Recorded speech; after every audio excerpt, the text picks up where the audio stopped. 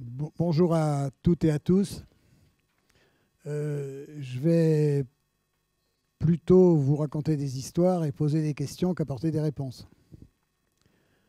Je suis ici parce que je suis vice-président du Comité français de l'Union internationale pour la conservation de la nature, après l'avoir présidé pendant 6 ans. L'UICN, c'est 1300 membres dans 170 pays. Ça a été créé en France en 1948 à Fontainebleau, dans l'idée qu'il fallait quelque chose qui ressemble aux Nations Unies pour la nature et la biodiversité. Sur ces 1300 membres, il y a en gros une centaine, d'un peu plus que 100 pays, gouvernements, 200 agences gouvernementales ou intergouvernementales, le Muséum par exemple est membre de l'UICN, et puis le reste ce sont des ONG nationales ou internationales. Le comité français, c'est une cinquantaine d'ONG, une dizaine d'agences, toutes les grandes agences qui parlent d'environnement en France, agences au sens anglo-saxon, donc l'Office des forêts, le Muséum dont j'ai déjà parlé, etc. Et puis, bien entendu, le gouvernement français qui soutient fortement l'UICN. L'UICN réunira son congrès mondial à Marseille en juin prochain. Ça sera un événement important. On pense qu'il y aura plus de 10 000 personnes. C'est lié au fait que c'est en France. Quand c'est aux Philippines, il y a un peu moins de monde. Mais ça va être une grande occasion pour nous d'échanger sur ces questions de biodiversité qui sont fluctuantes. Bruno a dit tout à l'heure que c'était un mot simple qui recouvrait une réalité complexe. C'est évident. Alors l'UICN travaille dans beaucoup de domaines. Elle s'appuie sur 10 000 experts de tous les pays du monde. Elle travaille dans beaucoup de domaines, mais elle a 2 têtes de gondole, 2 produits d'appel, la liste rouge des espèces menacées et le classement des aires protégées, la reconnaissance du classement des aires protégées. Et la première question qu'on va se poser, c'est est-ce que ce système d'appréhension des questions de préservation de la nature, qui est un système historique, qui a fait ses preuves, on pourrait y revenir, je parle de la liste rouge par exemple, en application en Bourgogne-Franche-Comté, puisqu'il y a des listes rouges régionales qui sont en cours d'élaboration, est-ce que ça suffit ou est-ce que ça ne suffit pas? Rémi Luglia, d'après le programme, devrait poser la question en termes d'alternatives. Est-ce qu'il faut s'occuper des espèces menacées ou s'occuper de la nature ordinaire ou s'occuper de la nature ordinaire? J'aurais tendance à remplacer le ou par un et, mais je pense que c'est aussi ce qu'il vous dira demain. En tout cas, est-ce que ça reste vrai? En France, le système de protection de la nature, il est un peu calé sur la réflexion qui est celle de l'UICN. C'est-à-dire qu'on protège certaines espèces, on leur applique des plans nationaux d'action. On utilise Natura 2000 qui est fondé sur une analyse par espèce des milieux, mais des milieux qui accueillent 10%, etc., des espèces menacées. On s'occupe d'aires protégées, on crée des parcs, on en crée un nouveau national entre la Champagne et la Bourgogne, non sans difficulté. On crée des réserves naturelles, nationales et régionales, etc. Et puis on fait des réintroductions, on fait des soutiens de population, etc. Alors, je vais vous raconter une première histoire, si ça veut bien, si ça veut. Bon, je vous raconter la première histoire, c'est celle de l'azuré du Serpollet en Grande-Bretagne.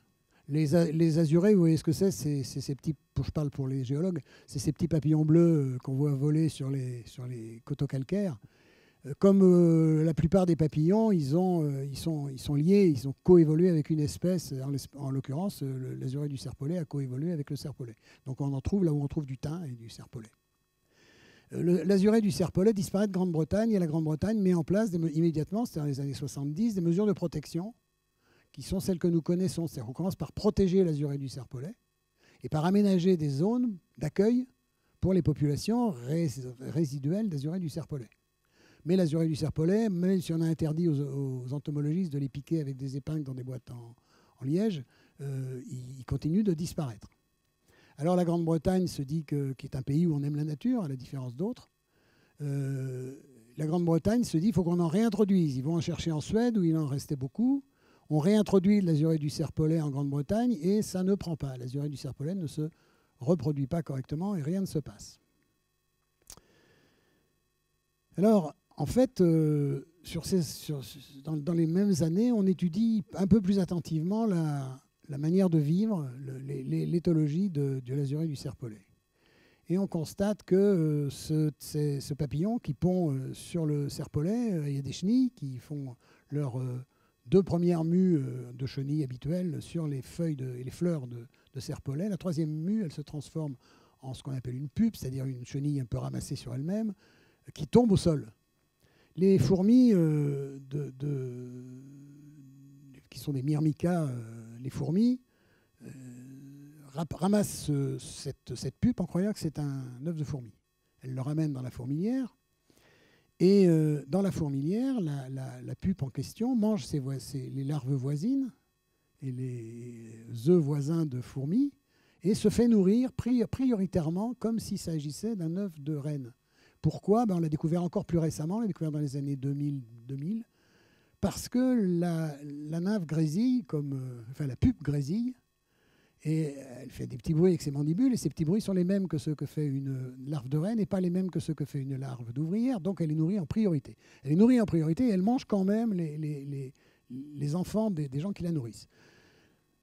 Alors, on s'est dit, c'est qu'il n'y a plus de fourmis, et donc le cycle de l'azurée du serpolet n'est pas réussi. Et on s'est demandé pourquoi il n'y avait pas de fourmis. On s'est dit que c'est parce que, sans doute, il n'y avait pas suffisamment de soleil et que l'herbe avait poussé. L'herbe avait poussé parce qu'on n'avait pas suffisamment packagé.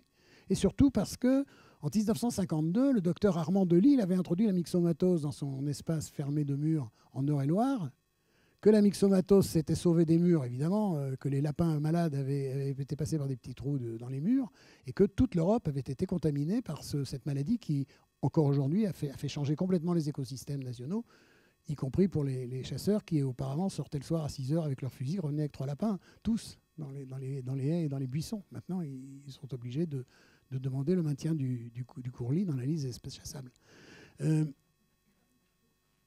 Alors, on a inventé des systèmes pour tondre la pelouse aux rats.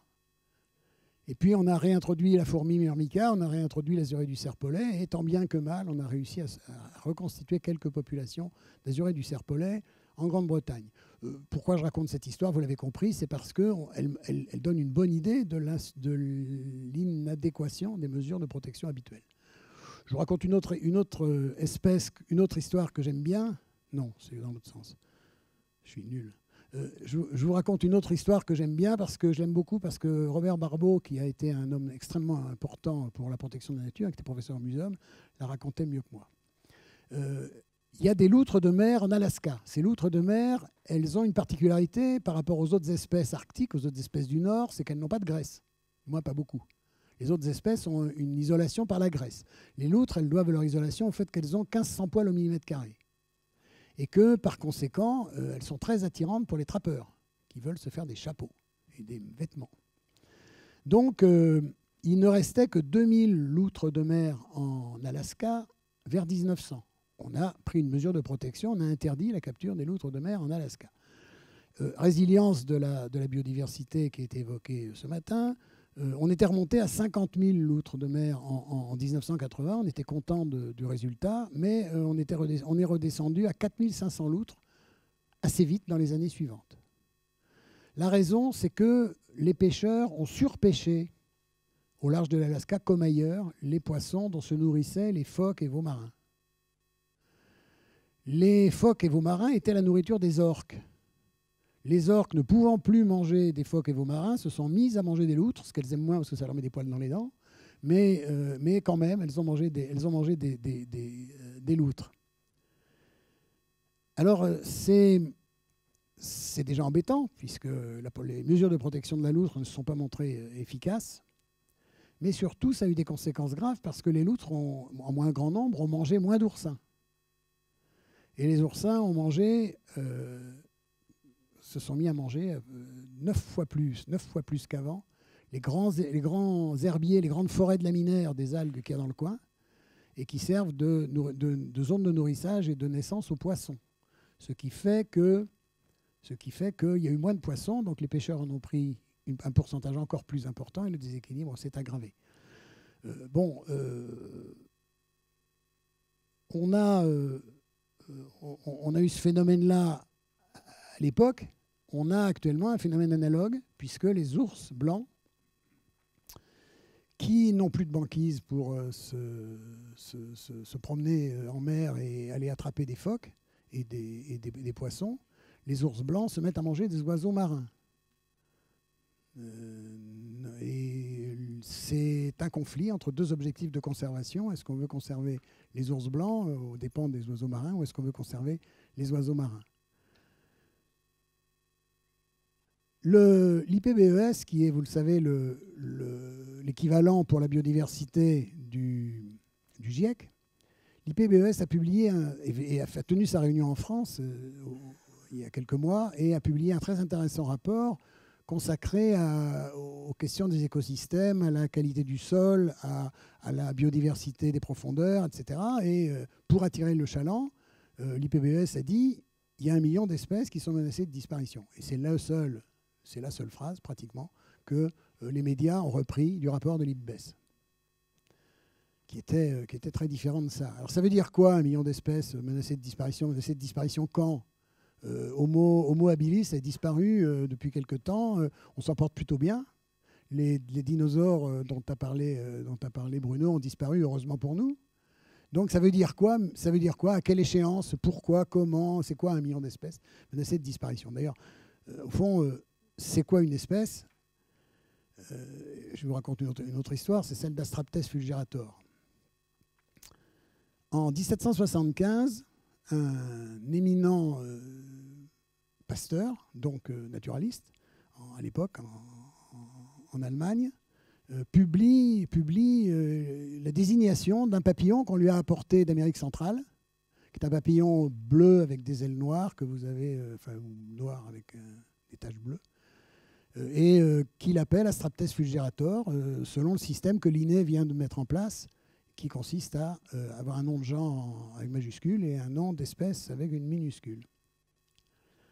Tout va bien et pendant 200 ans, on va ramener des papillons bleus avec des bandes noires et on va les appeler Astraptes fulgerator dans toutes les collections d'insectes du monde. On va les piquer dans des boîtes en liège. Puis voilà qu'une équipe de Canadiens et d'Américains décide, dans une aire de conservation du Costa Rica, qui s'appelle l'Area de Conservación Guacanate, de ramasser les œufs, les chenilles et les papillons adultes, de faire un inventaire complet sous toutes leurs formes des papillons de cette aire protégée. Et ils s'aperçoivent qu'il y a des chenilles de formes extrêmement différentes, celles qui sont sur la diapo, et que les papillons, ils vivent sur des plantes complètes. Chacune de ces chenilles vit sur une plante différente. Et ils estiment qu'il doit y avoir au moins 7 espèces différentes de papillons qu'on appelle Astraptes fulgerator. Quelques années après, c'est-à-dire dans les années 2000, on commence à à travailler sur le génome. On peut faire le génome de ces papillons. On découvre que ce n'est pas 7, mais 10 espèces différentes qui ont des adultes, qui conduisent à des imagos, à des adultes totalement semblables. C'est-à-dire que tous les scientifiques du monde, pendant 200 ans, ont utilisé des loupes binoculaires pour essayer de trouver des différences, ils ne les ont pas trouvées. Vous allez avoir demain une intervention sur cette question de la systématique et du paradoxe d'une connaissance dans laquelle on redécouvre des espèces nouvelles alors qu'il y en a qui disparaissent et on en redécouvre plus qu'il y en a qui disparaissent. Bon, ça sera dit bien mieux que je ne pourrais le faire moi-même. Donc je voulais vous montrer par là simplement que la notion d'espèce, c'est un moyen commode de classement, mais ça n'est en rien autre chose que ça. Alors, autre particularité dans les espèces, c'est la vitesse à laquelle on les découvre. On a repris la mode grâce au muséum et à Philippe Boucher, on a repris la mode des grands voyages et des explorations, mais il n'y a pas que ça. Je vous raconte l'histoire de Prochlorococcus. En 1887, Hansen appelle plancton l'ensemble des micro-organismes qui vivent en mer. Et pendant longtemps, on étudie ce plancton avec ce qu'on savait observer. Ce qu'on savait observer, c'est ce qu'un microscope pouvait voir. C'est-à-dire qu'on ne descendait pas en dessous de l'échelle du micron. Et puis voilà que dans les années 85, on est capable d'embarquer sur les bateaux qui étudient le plancton une machine qui permet d'identifier les êtres vivants plus petits, qui s'appelle un cytomètre de flux. On fait défiler les animaux ou les plantes, puisqu'il s'agit d'animaux de plantes, ou de bactéries, etc. Et on découvre une algue, on découvre une cyanobactérie, une algue bleue, dont il y a 100 millions par litre d'eau jusqu'à 150 mètres de profondeur, et qui est, alors il y a débat, puisque tout à l'heure tu as dit que le krill était l'espèce la plus abondante, on pense que Prochlorococcus est bien entendu, mais tu as parlé que, je pense, voilà. Mais Prochlorococcus est probablement l'être vivant le plus nombreux de la planète, et il est responsable, ou plutôt il est très utile en ce qu'il stocke du carbone et capture du gaz carbonique et contribue à l'équilibre des océans.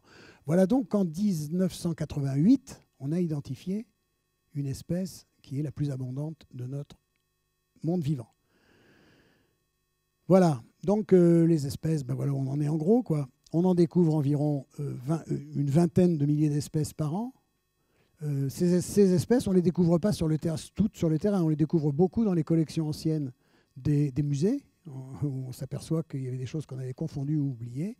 Et puis on les découvre aussi tout simplement parce qu'on approfondit sa connaissance des choses. Par exemple, parmi les causes de perte de biodiversité, dans les lacs de montagne, il y a le problème du réchauffement qui fait que les étages de température se mélangent et que des espèces très voisines se croisent et s'homogénéisent et qu'il ne reste plus que leur résultat moyen, si je puis dire.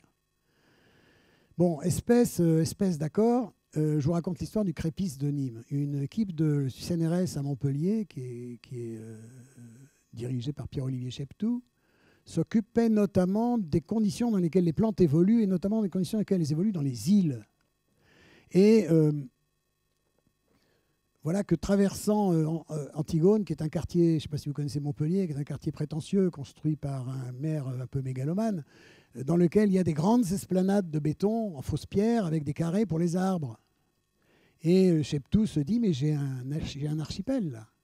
J'ai un archipel d'arbres, de trous d'arbres, au milieu d'une mer de béton. Et il étudie un petit pissenlit qui est le crépice de Nîmes. Alors, étudier le crépice de Nîmes à Montpellier, normalement, ça devrait faire des histoires, mais là, ça s'est bien passé, parce que les villes voisines, comme vous le savez, ont toujours des relations compliquées. Et il constate qu'en 10 générations, ce petit pissenlit qui fait des graines de deux formes, il y a des graines avec le petit panache qui s'envolent comme tous les autres pissenlits, mais il y a aussi des graines qui ont un panache un peu avorté et qui tombent au sol. Il constate qu'au bout de 10 générations, il y a 2 fois plus de graines lourdes que de graines légères dans la descendance du crépice originel. Donc en 10 générations, génétique et épigénétique se sont conjoints pour faire une adaptation rapide de la plante à son environnement. Il est évident que dans les trous d'arbres, une graine lourde elle a plus de chances de germer quelque part que d'être grillée sur le béton, tandis que dans la garrigue, une graine légère a plus de chances de trouver un endroit où il n'y a pas d'autres plantes pour lui faire concurrence. En ce moment, la même équipe travaille sur un sujet très intéressant. Ils ont récupéré dans les conservatoires de graines, des vieilles graines, des graines qui ont 30, 40 ans, un certain nombre de fleurs, et ils les ont semées pour les comparer dans le même jardin artificiel, pour les comparer aux plantes d'aujourd'hui, aux semences d'aujourd'hui, et voir s'il y a eu une évolution liée au changement climatique, ou à d'autres facteurs. Et ils ont constaté que la disparition des insectes, sur lesquels on reviendra, fait que les bleuets, par exemple, qui ne sont fécondés que par les insectes, qui ne sont pas autoféconds du tout, que les bleuets ont vu la taille de leurs fleurs augmenter d'1 millimètre et leur cycle végétatif se modifier aussi pour s'adapter. Tandis que des espèces qui sont autofécondes, comme la violette, au contraire, on voit augmenter le pourcentage de violettes blanches, puisque les violettes blanches ne sont plus désavantagées par rapport aux violettes, puisqu'il y a moins de fécondation par les insectes. Alors c'est très intéressant aussi parce que dans notre système de protection, on parle de protection ex situ. On parle de protection de graines dans des grandes caves dans la glace. Et ce que veut dire Cheptou, c'est attention, on peut conserver des graines pendant longtemps, mais ces graines ne seront plus adaptées aux conditions qui seront celles de leur milieu quand on les ressèmera. Alors bon, il y a tout à l'heure, on vous a donné une définition, Bruno vous a donné une définition, la définition la plus classique de la biodiversité, qui est c'est le tissu vivant de la planète. Il y a une autre définition que j'aime bien, c'est celle de Patrick Blandin, autre professeur au muséum, tout le monde est au muséum, qui rappelle que la biodiversité, y compris à l'intérieur des espèces, c'est sur elle que se construit l'évolution et que continuera de se construire l'évolution. Et que plus les génomes sont différents, plus il y a de variétés d'espèces et plus il y a de variétés intraspécifiques, plus il y aura de chances que l'évolution se poursuive et que les adaptations se fassent bien. Alors, c'est donc la première constatation, la diversité de la vie, elle s'apprécie aussi à l'intérieur des espèces, et les espèces ne sont pas suffisantes pour l'apprécier. Mais il n'y a pas que ça. Chacun d'entre nous est un individu de l'espèce Homo sapiens sapiens. Nous sommes constitués d'environ 100 000 milliards de cellules humaines. Mais nous sommes constitués d'un nombre équivalent de cellules non humaines. Et je dis bien constitués. C'est-à-dire que notre flore intestinale, nous avons 1,5 kg de bactéries, d'archées et d'autres organismes dans le tube digestif. Nous avons aussi une flore dans tous nos orifices. Nous avons une flore sur la peau, puisqu'on va de 2 millions de micro-organismes au centimètre carré à quelques individus au centimètre carré, selon que la douche que nous avons prise le matin a été efficace, mais il en reste. Et nous sommes même habités, les uns et les autres, par un certain nombre d'autres petits animalcules désagréables, dont un acarien qui s'appelle Demodex folliculorum et qui nous fait les coins d'yeux et les bords d'oreilles sans que nous doutions qu'il nous habite. Nous sommes donc un écosystème. Chacun d'entre nous est un écosystème. Et c'est très important parce que sans ce mélange, notre vie serait impossible ou très difficile, puisque c'est grâce à ce microbiote que nous digérons.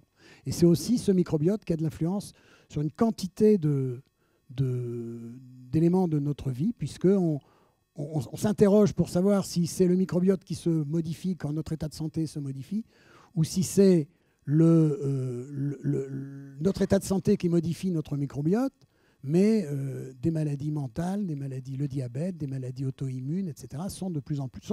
Ça, c'est établi en relation avec le microbiote. Qu'est-ce qui est la cause, qu'est-ce qui est l'effet? Pour le moment, ça n'est pas encore avéré. Mais par exemple, on vient de mettre en évidence le fait que les souris, qui étaient un matériel d'expérimentation de traitement sur l'homme, les souris de laboratoire ont un microbiote qui a tellement évolué que leur efficacité pour tester des médicaments destinés à l'homme est en train de s'effondrer.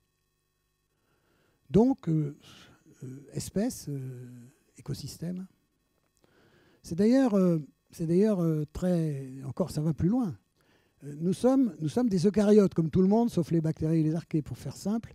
Nous sommes des eucaryotes, c'est-à-dire que nous avons une cellule avec avec un noyau et avec des organites. Les organites, c'est les chloroplastes qui, chez les plantes, transforment la lumière en matière, hein, et chez les animaux, mais aussi chez les plantes, c'est les mitochondries qui sont des petites usines à énergie bon. Alors on s'est demandé comment la cellule s'était constituée comme ça. Et un Français nommé Potier, en 1918, a écrit un livre qui s'appelait Les symbiotes, où il évoquait l'idée que peut-être cette cellule, c'était la symbiose d'un certain nombre de micro-organismes qui s'étaient réunis entre eux à l'intérieur d'une même membrane. Puis il a essayé de les élever indépendamment de la cellule d'origine, et il n'y est pas arrivé, et il a terminé comme Lamarck dans l'ignorance généralisée. Et puis voilà qu'une Américaine appelée Lynn Margulis, dans les années 70, 68 pour être précis, a mis en évidence le fait qu'en effet, la cellule, pour elle, et cette thèse est désormais généralement acceptée, elle est faite de micro-organismes qui étaient indépendants, qui se sont réunis pour constituer les cellules qui sont celles de l'essentiel du monde vivant. C'est une des preuves de l'intérêt d'avoir des individus différents, d'origines différentes dans la même société. Mais j'en donnerai un autre exemple encore plus évident, qui est celui du corail. Le corail, bon, vous savez que c'est ces petits animalcules qui vivent sur un support calcaire et qui vivent en symbiose. Alors, il se trouve que le corail vit en symbiose avec une petite algue qu'on appelle une zooxanthelle, Symbiodinium, le genre, la famille même, et ces algues brunes qui ont un flagelle et qui sont mobiles dans l'eau, elles se fixent à l'intérieur même des cellules du petit animalcule qui constitue le corail, et il y a un échange de bons procédés entre les deux. Les petits animalcules bénéficient des sucres et des acides aminés que fabrique l'algue, et en revanche, l'algue bénéficie des crottes de petits animalcules comme compost, si j'ose dire. Quand il y a du stress sur les coraux expulsent leurs immigrés, c'est-à-dire les zooxanthelles, et ils meurent. Enfin, ils meurent pas. Si dans les 15 jours, il y a des algues qui peuvent les coloniser, c'est mieux. Alors, on vous en a parlé ce matin, le blanchissement des coraux, c'est exactement le moment où les algues quittent ces petits animalcules qui constituent le corail. Bon, on vous a parlé ce matin, j'y reviens pas, de l'accélération des phénomènes. Il y a une discussion à ce sujet parce que il y a une équipe australienne qui est très alarmiste, celle dont a parlé Bruno ce matin, qui est très alarmiste sur la Grande Barrière, mais il y a une équipe internationale qui considère, elle, qu'on a probablement sous-évalué la résilience des coraux et qui tend à, et je le dis parce que c'est des chercheurs français, donc je suis obligé de faire état de leur opinion, et qui insiste sur quand même l'intérêt, malgré le fait qu'elles ne suffisent pas, comme l'a dit Bruno, sur l'intérêt des solutions locales. C'est-à-dire que s'il y avait moins de pesticides qui partent à la mer, moins de déchets, moins d'érosion des sols sous l'effet de la culture, ça serait moins lourd. Jean Decelles, notamment, et dans Current Biology, en novembre 2018, développe ça. Bon, j'y reviens pas. Bruno en a parlé, le tissu vivant de la planète, c'est une formule qu'il faut également rendre à son auteur, Robert Barbeau. Alors, c'est quoi la vie sur Terre en ce moment? Eh bien, vous avez ici deux graphiques qui ont été publiés en 2018 dans le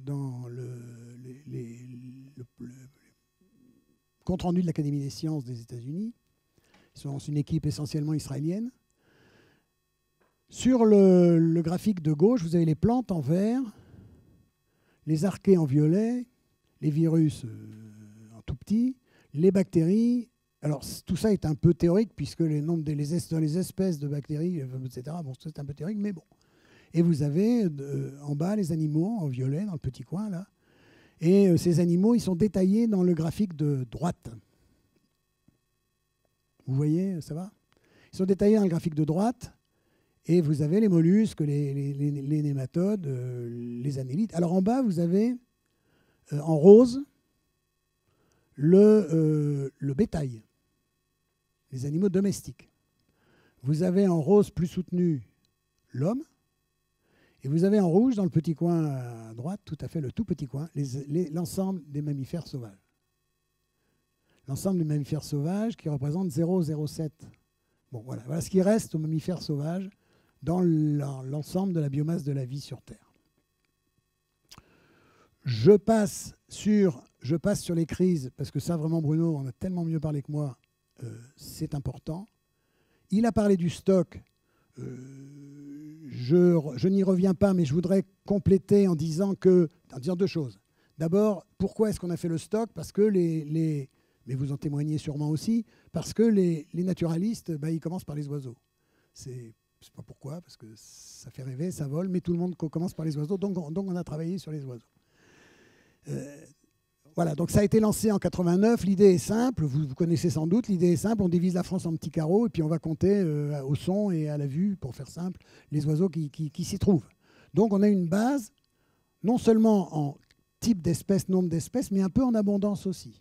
Et on a pu travailler sur l'abondance à partir de cette étude. Cette étude, elle mobilise nécessairement des naturalistes bénévoles ou des naturalistes d'autres structures, parce qu'aller compter dans tous les carreaux de la surface de la France, les scientifiques du CRBPO, du muséum, n'y suffiraient pas. Et donc, on a besoin de sciences participatives pour le faire. Il y a eu les résultats du stock et des études analogues faites dans les autres pays européens ont été présentés dans une étude en 2009 2010 même, je crois, une étude qui a été publiée dans Ecology Letters, non, en 2015, qui a été publiée dans Ecology Letters en 2015 et qui fait état de l'évolution des populations d'oiseaux en Europe continentale. C'est là qu'on trouve ce chiffre terrorisant que je retrouve mon chiffre, 421 millions d'insectes en moins, soit 7000 tonnes en Europe. Oiseaux, qu'est-ce que j'ai dit? Ah oui, non, c'est parce que ça va venir. Bon, et on tombe sur ce chiffre terrorisant, et on constate quoi? On constate que toutes les espèces rares et protégées vont bien, et que toutes les espèces communes vont mal. C'est-à-dire que tout ce sur quoi nous consacrons nos efforts de protection, ça va plutôt bien. Quand je dis que ça va plutôt bien, pas besoin de vous parler de cigognes, vous savez que vous avez vu ce que c'est. Pas besoin de vous parler de vautours, vous avez vu ce qui se passe. Mais on peut parler des grues qui ont augmenté de 400%. On peut parler du busard des roseaux qui a augmenté de 300%, pendant que l'alouette s'effondrait de 60% et la tourterelle des bois de 77%. Tourterelle des bois encore chassable, naturellement. Voilà. Donc, effondrement des populations d'oiseaux communs pendant qu'on est en train de se dépenser de l'intelligence, de l'argent sur les espèces rares. Alors, est-ce anormal? Non. Quand des espèces disparaissent, ça a été rappelé tout à l'heure, quand une espèce disparaît, elle disparaît. Donc, c'est très important de consacrer des moyens, de l'intelligence, etc., à sauver les espèces rares. Mais pendant ce temps-là, le tapis nous part sous les pieds. Alors, on a surtout eu un chemin, vous l'avez senti ici, dans l'opinion publique, on a eu un chemin de Damas. C'est l'étude de la Krefeld, de la Krefeld Society. Krefeld, c'est une ville d'Allemagne du Nord dans laquelle il y a une société entomologique d'amateurs. Enfin, quand il y a des sociétés entomologiques, il y a toujours des amateurs, mais extrêmement compétents, et un bon nombre de professionnels aussi. Et là, je ne sais pas si c'est parce qu'il y avait là-dedans un chercheur particulièrement scrupuleux, un autiste Asperger ou un Allemand, vraisemblablement un peu des trois, mais voilà qu'en 89, on a dessiné, photographié et repéré l'ensemble des pièges posés sur 19 réserves naturelles d'Allemagne. Et on a fait une chose que personne n'avait jamais fait avant, mais on a pesé la totalité des prises. La société entomologique, elle faisait comme toutes les sociétés savantes. Chaque année, elle repérait les insectes nouveaux qu'elle ne voyait pas, les abondances des différentes espèces de papillons. Elle ne s'occupait pas des moucherons, parce que faut quand même s'occuper que des choses qui sont vraiment spectaculaires. D'ailleurs, l'homme qui, pour la science, a écrit l'article passe son temps à parler de papillons parce qu'il ne s'occupe que de papillons. Mais eux, ils ont pesé l'ensemble des insectes volants qui se déposaient dans la petite bouteille d'un piège qu'on appelle le piège malaise, parce que le type qui l'a inventé s'appelait Malaise. Et alors, cette société d'amateurs s'est dit, mais on va reposer les mêmes pièges au même endroit et on va refaire ce calcul de la biomasse. Et c'est là qu'ils ont constaté cet effondrement de 75% des insectes, de 80% des insectes volants, de 80% des insectes volants pendant les mois d'été, dans des réserves naturelles d'Allemagne, c'est-à-dire dans des aires protégées. À quoi servent les aires protégées? Enfin, on sait qu'elles servent, parce qu'il y a quand même plus d'oiseaux dans les aires protégées qu'ailleurs. Mais, bon, alors pourquoi est-ce qu'il y a moins d'insectes? Pas besoin de nous faire de dessin. C'est essentiellement à cause de l'intensification agricole. C'est évident. Et s'il y a moins d'oiseaux, c'est parce qu'il n'y a pas de nourriture pour les oiseaux, et par conséquent, c'est fortement lié à la disparition des insectes. Tous les oiseaux, même les oiseaux granivores, se nourrissent d'insectes dans les premiers mois de leur vie.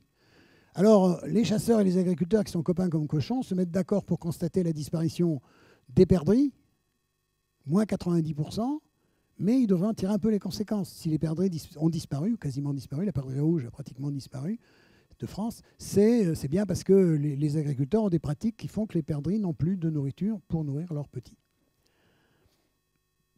Donc toute la presse en a été pleine et tout le monde s'est dit, mais attention, pendant qu'on est en train de s'occuper des éléphants d'Afrique, ce qui est indispensable, c'est les insectes qui nous partent sous les pieds avec toutes les conséquences possibles. Et les apiculteurs avaient tiré la sonnette d'alarme avant de nous compliquer la vie, mais ils avaient tiré la sonnette d'alarme depuis longtemps. Et puis tout le monde raconte l'histoire des pare-brises de voitures, donc je n'y reviendrai pas. Alors pourquoi on en est là? Pourquoi on en est là? Parce qu'on est une drôle de bête. Bruno en a pas mal parlé, en a beaucoup parlé.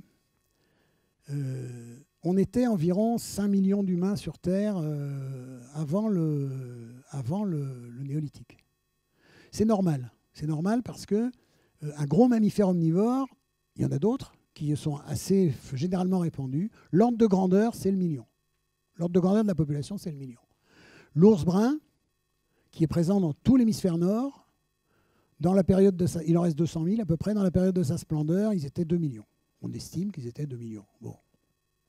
Le chimpanzé, quand il occupait toute l'Afrique, et qu'il n'ait pas encore été concurrencé par l'abondance de l'homme, on pense qu'il y avait 1 million, 2 millions.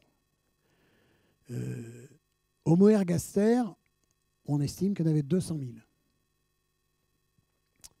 Il y a une équipe lyonnaise qui était conduite par un type qui s'appelle Bocquet-Appel, qui a publié en 2012 une étude très intéressante sur le nombre des humains en Europe de moins 20 000 à maintenant, mais surtout, et en se fondant sur les traces archéologiques. C'est-à-dire, ils ont appliqué une méthode assez rigoureuse pour essayer de voir ce qu'on retrouvait, pourquoi on le retrouvait, comment on le retrouvait, etc. Bon, eux, ils disent, on a eu à peu près 6 000 hommes en Europe jusqu'à moins 20 000. C'était glaciaire, c'était froid. 6 000 hommes, si on réfléchit, c'est beaucoup. Je veux dire que 6 000 hommes, il faut une famille, elle a besoin d'un territoire de chasse considérable, hein, surtout quand il fait froid. Et c'est pas anormal. Regardez, on est à 300 loups, c'est insupportable. Donc 6 000 hommes, c'est pas invraisemblable. Et puis en 10 000, il y a le réchauffement, et on est à 30 000. On est passé de 6 000 à 30 000. Et puis en 1000 ans, on est passé de 30 000 à 300 000. Et c'est la révolution néolithique dont a parlé Bruno. Révolution néolithique que certains, Yuval Noah Harari, appellent la plus grande escroquerie de l'histoire de la vie. Parce qu'il dit, si vous avez tous lu son livre, je suppose, il dit c'est une révolution dans laquelle l'homme a tout perdu. Sa liberté, il bossait pas beaucoup, il était sur son hamac et il chassait, cueillait quand il avait le temps. Et puis il s'est mis d'un seul coup à manger énormément, à faire énormément d'enfants, à être esclave de son boulot et à faire des heures supplémentaires. Et c'est une escroquerie. En fait, la révolution néolithique, c'est la révolution néolithique qui a été un choix stratégique. C'est intéressant de voir une espèce faire un choix stratégique, un morceau d'espèce, puisqu'il restait des chasseurs-cueilleurs un peu partout. Mais voilà, cette révolution néolithique, Bruno en a abondamment parlé, elle a tout changé. Elle a tout changé pour d'autres raisons. Elle a tout changé parce qu'elle a reposé sur un postulat des populations qui, dans 10 régions du monde en même temps à peu près, ont lancé cette révolution. Ce postulat, c'est trop compliqué, on va simplifier. C'est intéressant. La révolution, l'agriculture et l'élevage, c'est on ne veut plus de toutes ces plantes mauvaises, on veut les plantes qu'on mange, et on ne veut plus tous ces animaux mauvais, on veut nos bêtes. Et on veut se détacher de la nature, se sortir de la nature et simplifier. Et après tout le progrès s'est construit sur la simplification. Toute notre relation au réel est construite sur la simplification. La science est analytique. Et on est en train de découvrir qu'on n'a rien tiré du côté holistique et synthétique des chasseurs-cueilleurs. On aurait pu construire, je ne dis pas que c'était intelligent ce qu'ils faisaient, je dis qu'on aurait pu construire un progrès aussi là-dessus. Et ce qu'on est en train de faire avec l'intelligence artificielle, il ressemble un peu. On se réintéresse au complexe, on se réintéresse à... Bon. Voilà, mais je pense que c'est dans notre relation à la biodiversité, cette incapacité à appréhender le complexe et nous simplifie pas les choses. Bon, voilà les chiffres que je vous ai donnés tout à l'heure. Vous avez les animaux domestiques, l'homme et les vertébrés supérieurs. Et pour la première fois, une espèce vivante est la cause de la crise. Alors bon, ça c'est un peu du rappel. Hein. Destruction des milieux naturels, c'est aussi l'intensification agricole. C'est une destruction complète des sols, etc. Je n'y reviens pas. Nous sommes l'espèce envahissante, la plus envahissante des envahissantes. Autre considération, la biodiversité, c'est une source c'est toute notre vie. C'est l'ensemble de notre nourriture, l'essentiel de ce qui nous habille et de ce qui nous guérit. C'est une défense contre les catastrophes, etc. Je n'entre pas dans le détail. Mais j'ai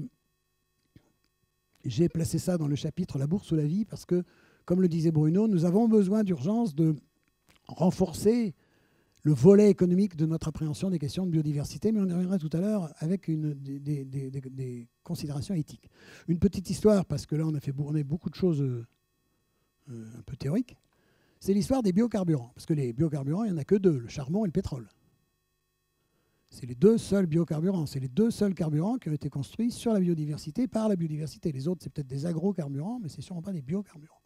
Je n'entre pas dans les détails.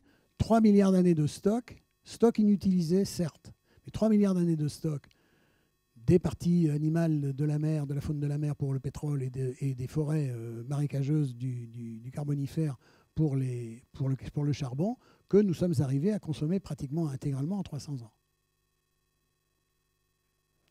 Alors là-dedans, quelle est la responsabilité de la France? Elle est considérable.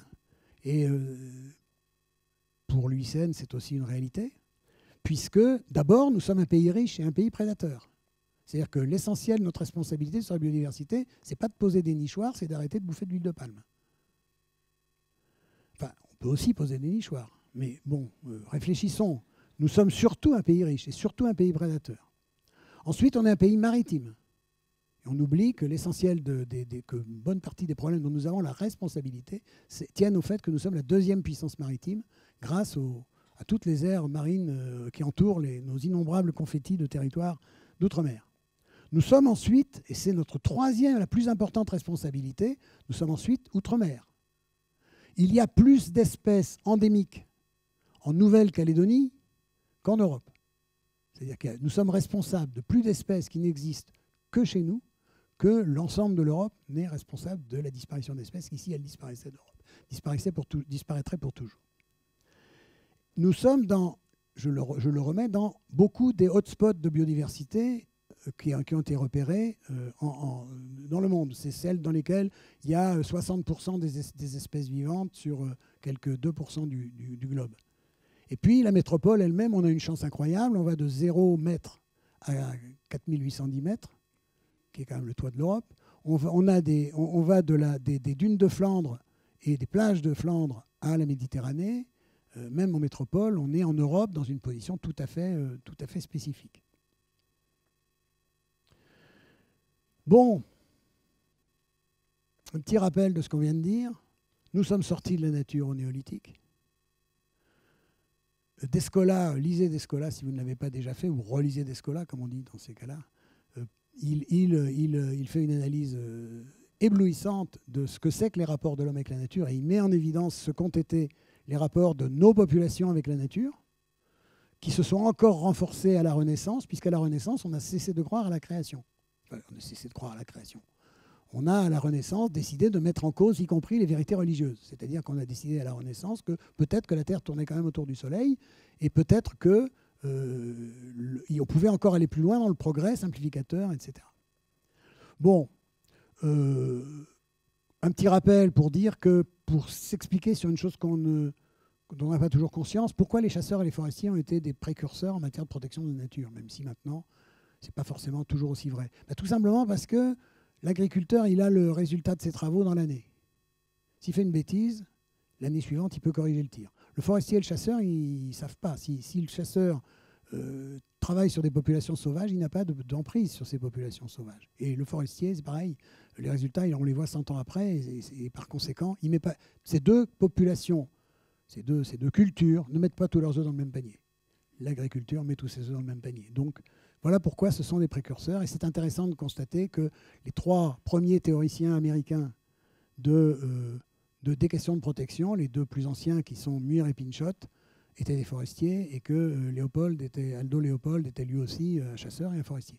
Donc c'est amusant parce que on a l'impression que c'est des cultures qui se sont un peu écartées de la culture de la biodiversité. Ça en était les précurseurs. Bon, une petite histoire juste pour rire.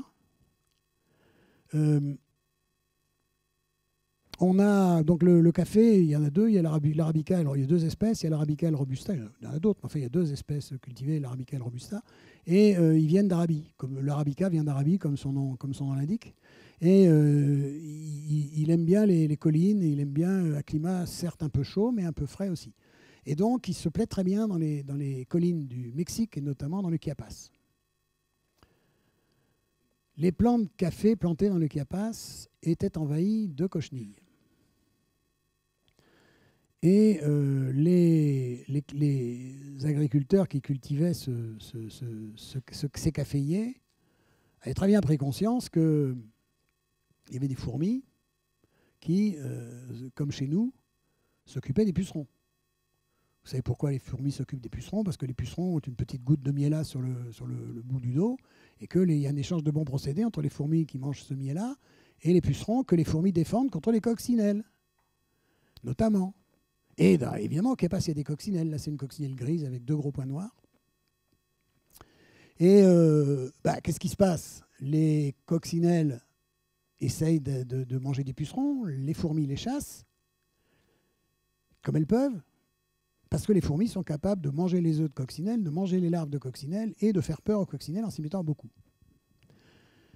Alors, les agriculteurs, ils se sont dit, on va éliminer les pucerons et les fourmis. Et ils ont utilisé des insecticides classiques.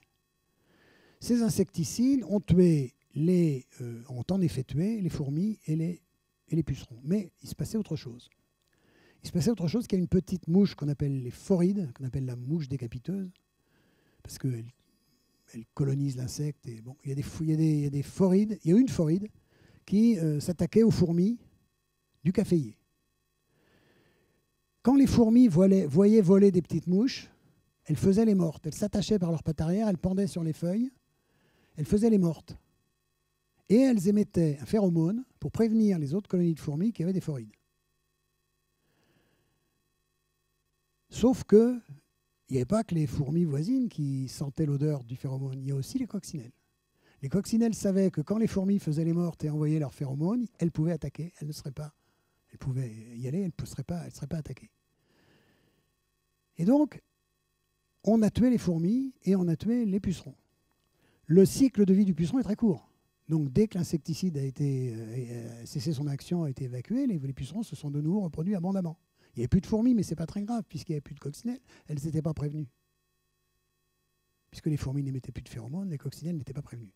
Alors, comment on a su ça? Évidemment, il a fallu qu'on fasse que des équipes scientifiques fassent des études dans des serres, dans des espaces où on a pu observer ces cycles de manière étendue. Mais vous voyez bien que notre relation à la biodiversité ne peut pas être simple. Bon, quelques conclusions. Vous l'avez compris, on ira vite. Figer ou faire vivre, on est tout le temps en mouvement. Tout est en mouvement. Donc on ne peut pas appliquer une stratégie de conservation qui est une stratégie immobile. Ça nous pose plein de questions. Tous les combien revoit-on les plans, tous les combien revoit-on les classements, etc. Isolé ou relié, j'y reviens pas. Vous êtes complètement convaincu comme moi que les aires protégées non reliées, ne servant pas au grand réseau de la vie, ça ne sert à rien. Intégrer ou exclure, j'ai essayé de m'en expliquer avec vous. La défense ou l'attaque, alors ça c'est une autre notion importante. Devant l'effritement de la biodiversité, devant le risque de disparition des espèces, il est indispensable de passer d'une stratégie défensive à une stratégie offensive. Quelle est la caractéristique de l'ensemble de notre stratégie? C'est qu'elle est défensive. Et une stratégie défensive est forcément perdante. Elle est défensive parce que quand une espèce est menacée, on la classe menacée.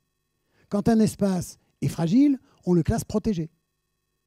Mais une stratégie défensive, elle consiste à perdre moins que si on avait perdu plus. Donc elle est forcément perdante, si elle est seule. On recule en bon ordre. Donc il est indispensable de nous déniaiser sur les questions de réparation de la biodiversité. On ne remplacera pas les espèces disparues, et c'est une stupidité.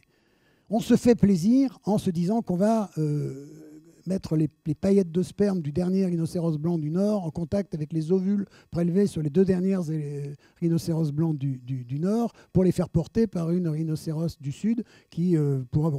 À quoi ça sert? Enfin, je veux dire, c'est se consoler de la disparition de la biodiversité.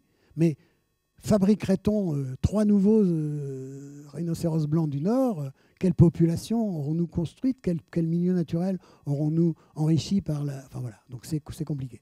Donc l'attaque, oui, mais l'attaque en se disant tous les milieux dont nous avons la charte nous devons avoir faire attention pour qu'ils deviennent des milieux de retour de la biodiversité. Travailler ensemble, c'est une évidence. On a mis en lumière le rôle essentiel de l'intensification agricole mal maîtrisée dans le problème. Si on ne discute pas avec les agriculteurs, c'est une catastrophe. Si on ne discute pas avec les chasseurs, on n'y arrivera pas. Si on ne discute pas avec les amis des animaux, qui sont des viandards épouvantables, je veux dire que la deuxième cause de disparition des passereaux en Europe, c'est le chat domestique. Donc, si on ne discute pas avec les propriétaires de chats domestiques, on ne réglera pas ce problème. Donc, il faut discuter avec tout le monde, même les amis des animaux. Pour finir, je voudrais revenir à cette relation que nous avons avec le vivant. Quelle est cette relation que nous avons avec le vivant? On nous dit, et j'en ai parlé tout à l'heure, on nous dit qu'il faut chiffrer tout ça, il faut chiffrer les services écosystémiques, il faut donner une valeur économique à la biodiversité. Alors moi, ça me fait un peu réfléchir parce que j'ai retrouvé ce papier, enfin ma sœur a retrouvé ce papier, et ce papier, il dit, peut-être plus arriver à le lire là-dessus, l'an 1792, le 10 juin, a été baptisé par moi, sous-signé préfet apostolique, Louise Victoire, fille naturelle d'Abeline, négresse libre, âgée d'environ 3 semaines. Le parrain a été, je ne sais plus son prénom, Sylvain, esclave à M. Jacquard, et la marraine Louise, mulâtresse libre. Le parrain a signé avec nous et la marraine a déclaré ne pas savoir ce que requis. Cette Louise Victoire est ma grand-mère. Cette Louise Victoire est la première de cette branche de ma famille qui n'avait plus de valeur économique. Le fait que ses mères et ses pères, une partie de ses pères, parce qu'il y avait d'autres gens qui se servaient sur la bête, si j'ose dire, mais le fait que ses mères, en tout cas, aient une valeur économique, les a protégés. S'il n'y a plus d'Arawak dans les Antilles, c'est parce que les Amérindiens ont été éliminés, puisqu'ils n'avaient pas de valeur économique. Donc, ils ont été éliminés. Donc, cette femme est la première à ne pas avoir eu de valeur économique, et c'est la valeur économique qui lui a permis d'être là. Mais je suis plutôt content que cette branche de ma famille ait une autre valeur, qui est une valeur d'entrée dans la famille humaine, et soit sortie de la sphère économique. Donc, je me dis qu'il faut peut-être donner une valeur aux vivants, il faut peut-être donner une valeur aux services écosystémiques, mais il faut surtout s'interroger sur le moment où nous cesserons de donner cette valeur économique à la biodiversité. Déjà nous interroger sur le moment où nous cesserons de donner cette valeur économique à la biodiversité pour la réintégrer, pour nous réintégrer dans la grande famille du vivant dans laquelle nous avons des droits et des devoirs. Je vous remercie.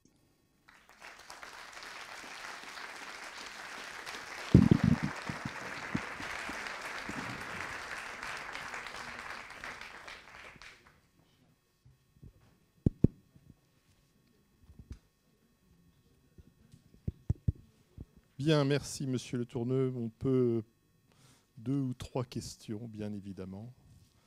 Si vous avez des questions ou des remarques ou voilà des compléments. Merci. Marie-Charlotte Anstad de Biogéosciences. Donc effectivement, il y a eu beaucoup de sujets évoqués. C'est vrai que le climat, on sait à peu près ce qu'il faut faire, même s'il y a encore beaucoup de travail. C'était le sujet de la réunion de l'année dernière. C'est vrai qu'en biodiversité, on a du mal à fournir des réponses aussi claires sur ce qu'on doit faire. On sait que certaines stratégies de conservation ciblées sur les espèces plaisent beaucoup au grand public, mais ont des effets à long terme, sont plus difficiles. Et que on sait aussi que les écosystèmes qu'on connaît aujourd'hui seront forcément modifiés dans le futur à cause de cette extinction. Et ce qu'on veut, c'est effectivement ne pas conserver les écosystèmes actuels, parce que je pense que pour beaucoup, c'est juste impossible. Mais on veut conserver des écosystèmes fonctionnels qui continuent à assurer du vivant sur Terre, un vivant qui fonctionne et qui nous permette aussi à nous d'humains de survivre dans des bonnes conditions, parce que le volet social humain de cette 6e extinction des espèces va sans doute être assez faramineux aussi. Et est-ce qu'on ne pourrait pas aujourd'hui réfléchir à quoi dire exactement aux gens? Qu'est-ce qu'il faut faire? Que peut-on faire aujourd'hui, maintenant, pour la biodiversité de façon complète? Je sais pas ce qu'on comprend plus. Il marche? C'est génial. Oui, plusieurs choses. D'abord, évidemment, il n'y a pas de nous ne sommes pas fixistes. On n'est pas créationniste, on n'est pas fixiste non plus. Il ne faut pas y l'être, il ne faut pas l'être. C'est compliqué parce que quand on disait à un maire, on va créer une réserve naturelle chez vous à cause du crapaud accoucheur, on va vous aider à protéger le crapaud accoucheur. Il était content. Sauf que maintenant, avec le changement climatique et puis les phénomènes de comblement des mares, etc., on n'est pas du tout sûr qu'il y aura encore du crapaud accoucheur dans 5 ans ou dans 10 ans. Donc comment est-on en état de discuter avec l'opinion publique, avec un élu, mais aussi avec les gens qui ont des balcons, qui ont des jardins, sur ce que c'est qu'une nature en mouvement? Alors vous avez pris la comparaison avec le changement climatique. Le changement climatique, il a un énorme avantage dont Bruno a parlé. Il y a une unité de mesure, la température, et il y a une unité de responsabilité, l'équivalent tonne, la tonne équivalent carbone. Donc c'est un truc qu'on maîtrise, c'est parfaitement dans notre système mental. La biodiversité, c'est infiniment plus compliqué. Il ne peut pas y avoir un indicateur, enfin tu l'as dit, il ne peut pas y avoir... Bon. Mais je raconterai 2 petites histoires. Moi, quand je rencontre des agriculteurs qui sont en conversion au bio, et je dois dire que je rencontre beaucoup d'agriculteurs de la FNSEA qui sont en conversion au bio, qui me disent « je suis converti au bio parce que mon fils a dit qu'il ne reprendrait pas si je n'étais pas bio ». Donc, acceptons l'augure de cette... bon. Et ceux qui se convertissent au bio disent « mais c'est horriblement compliqué ». C'est épouvantable, on est mal aidé, on n'est pas soutenu, c'est épouvantable, c'est horriblement compliqué. Mais qu'est-ce que c'est intéressant? On retrouve notre bonheur, on retrouve notre métier, on fait notre métier. Et ça, c'est quand même, là aussi, intéressant. Et je pense que dans notre relation au vivant, si nous sommes de bonne volonté, rien n'est grave, mais rien n'est anodin. Je m'explique. Si vous en avez vraiment ras-le-bol de vos orties et qu'une fois dans la vie, alors qu'il vous reste un peu de stock illégal, vous mettez du glyphosate, ben vous n'êtes pas, on ne va pas vous mettre en prison. La vie ne va pas se venger. En revanche, c'est mal et il ne faut pas le faire. Mais dans notre vie quotidienne et sur d'autres domaines, on passe notre temps à le faire, de faire des choses mal, et de le savoir et de le regretter après. Bon. Et à l'inverse, rien n'est anodin. Et c'est en ça que, moi, les véganes me gonflent. Je le dis, il y a peut-être plein de véganes ici. C'est l'une des 2 raisons pour lesquelles les véganes me gonflent. La première, c'est ça. C'est qu'ils ont trouvé une réponse simple. Donc elle est mauvaise. Et d'autre part, ils nous incitent à nous couper de la vie. Et ça, on y a déjà très tendance dans notre vie quotidienne. On ne naît plus chez soi. On ne meurt plus chez soi. On ne vieillit plus chez soi. Parce que la vie est violente et qu'on ne veut pas voir cette violence.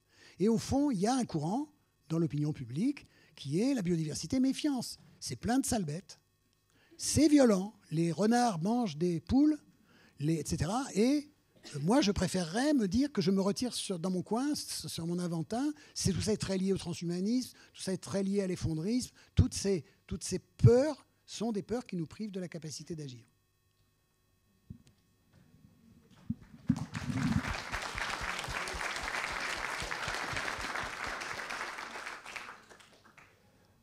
Bonjour, je m'appelle Clément Bourdin. J'aurais voulu vous poser une question. Je vais rebondir aussi un petit peu. Vous disiez que protéger une espèce, c'était pas forcément tout le temps que ça n'avait pas forcément de très bons effets, notamment dû à la complexité des espèces en tant qu'écosystème. J'ai beaucoup aimé vos propos d'ailleurs. Ça me fait beaucoup penser au livre de Marc-André Sellos, j'imagine que vous l'avez lu. Est-ce que du coup... Est-ce que du coup... Comment ? À l'INRA, ils sont très bons aussi. Je m'en fous, je suis administrateur de l'INRA, donc je dirais plus qu'à l'INRA. Ce que je voulais savoir, c'est que... Est-ce qu'il ne faudrait pas, du coup... vous avez parlé de l'homme en tant qu'espèce invasive aussi. On le voit... L'humain, pardon, oui. En tant qu'espèce invasive, ce qu'on fait quand il y a une espèce invasive, notamment dans des écosystèmes très riches en espèces endémiques, comme peuvent l'être certaines îles du Pacifique, par exemple les rats, on détruit les rats pour aider la biodiversité. Alors, laissez-moi finir. Je ne parle pas de détruire les humains, mais de les exclure. Vous parliez d'inclure ou d'exclure. Est-ce qu'il ne faudrait pas augmenter, par exemple, la proportion des zones cœur de parc où on laisse s'exprimer la résilience des écosystèmes pour qu'ils puissent se renouveler dans l'état actuel ou dans un état changeant au vu du changement des écosystèmes, que ce soit dû au changement climatique ou à l'apparition de nouvelles espèces. Et sur les endroits où l'humain est présent et où il a une activité, ne faudrait-il pas que cette activité s'inspire des écosystèmes? Vous avez parlé d'agriculture, on parle beaucoup d'agroécologie en ce moment, qui serait, si vous voulez, une adaptation humaine d'un écosystème naturel. Oui, absolument. Il est évident que notre relation au vivant, collective et individuelle, doit changer. C'est-à-dire qu'on doit regarder autour de nous. On a fondé il y a 14 ans la Fête de la Nature, à laquelle le Muséum participe activement, et j'espère continuera de participer et aussi activement. On a créé il y a 14 ans la Fête de la Nature pour ça, parce qu'on s'est dit il faut que les Français aient l'occasion de s'asseoir dans l'herbe une fois dans leur année. Le premier slogan de la Fête de la Nature, c'était « Il y a combien de temps vous n'avez pas secoué une branche d'arbre pour faire tomber des hannetons ?» Les plus vieux, il y a combien de temps que vous n'avez pas secoué une branche d'arbre pour faire tomber des hannetons? Les plus vieux de la salle s'en souviennent. Ils ont tous secoué des branches d'arbre pour faire tomber des hannetons. De quand date votre dernier hanneton? Bon, donc voilà. Donc oui, il faut changer notre relation au vivant, il faut reprendre contact avec la nature, donc pas du tout se couper, au contraire. Et puis, il faut se dire que chaque fois qu'on agit, rien n'est anodin, tout est intéressant, comme l'agriculteur biologique dont je parlais tout à l'heure. Quant à la question de la surpopulation, si on avait 10%... D'abord, il y a des gens qui ont essayé dans l'histoire, et ça n'a pas eu un succès fou. Donc moi, je suis méfiant, je me dis que l'expérience faudrait... Bon.